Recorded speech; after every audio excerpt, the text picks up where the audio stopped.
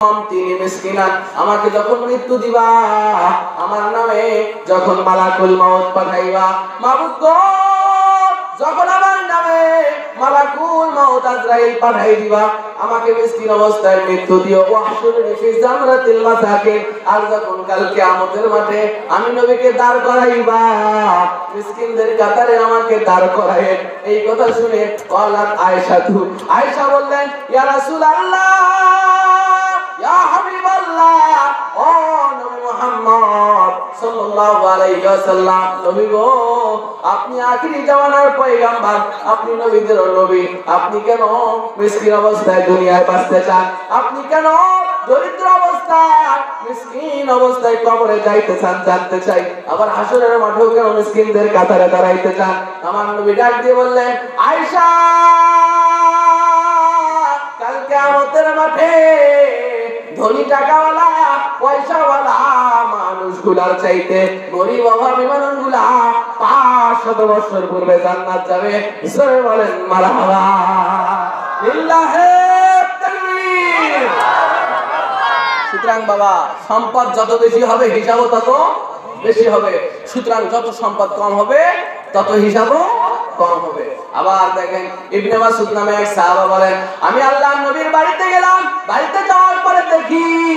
নামা আলা হাসিরিন বিশ্বনবী একটা খেজুরের পাতা দিয়ে বানানো চাটাইয়ের উপরে ঘুমিয়ে আছে। আরে বিশ্বনবী যখন ঘুম থেকে জাগলেন বিশ্বনবীর পিঠের দিকে তাকায় দেখি চাটাইয়ের দাগগুলা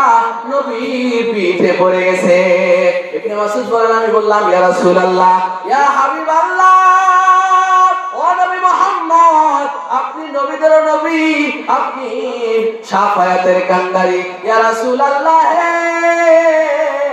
ইয়া নবী আল্লাহ আপনি সামান্য চাটাইয়ের উপরে ঘুমিয়ে থাকেন আপনার পিঠে চাটাইয়ের দাগ পড়ে যায় ও নবী মুহাম্মদ সারাটা দিন কালেমা দাওয়াত দেন রাত্রে একটু আরাম করে ঘুমাবেন সেইটাও আপনি পারেন না ও নবী মুহাম্মদ আপনি অনুমতি দেন গো আপনার জন্য আমি ইবনে মাসউদ একটা নরম বিছানার ব্যবস্থা করে দেই। ইবনে মাসউদের কথা শুনে আল্লাহর নবী এবার বললেন ইবনে মাসউদ রে এই দুনিয়ার সাথে আমার সম্পর্ক নাই রে এই দুনিয়ায় আমি তো আসছি মুসাফিরের মতো যে রাস্তা দিয়ে চলতে চলতে যাইতে যাইতে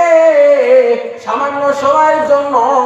একটা গাছের ছায়ায় দাঁড়ায় আবার কিছুক্ষণ পরে ওই গাছের ছায়া দিয়ে ছেড়ে দিয়ে চলে যায়। ইবনে মাসউদ আমি নবী যদি চাইতাম রে আল্লাহ পৃথিবীর সব চাইতে বড় ধনাত্মশালী ব্যক্তি আমি নবীকে বানায়া দিতেন। সাহাবীগণ বলেন আল্লাহর নবীর কাছে দূর দূর থেকে অজানা অজ্ঞাত অবস্থায় সম্পদ আসতো হাদিয়া আসতো আল্লাহর নবীর কাছে সকালবেলা হাদিয়া আসলে সন্ধ্যা হওয়ার আগেই আল্লাহর নবী তা দান করে শেষ করে দিতেন। আহারে কি সোনার মানুষ ছিলেন, কি ইতিহাস রেখে গেছেন।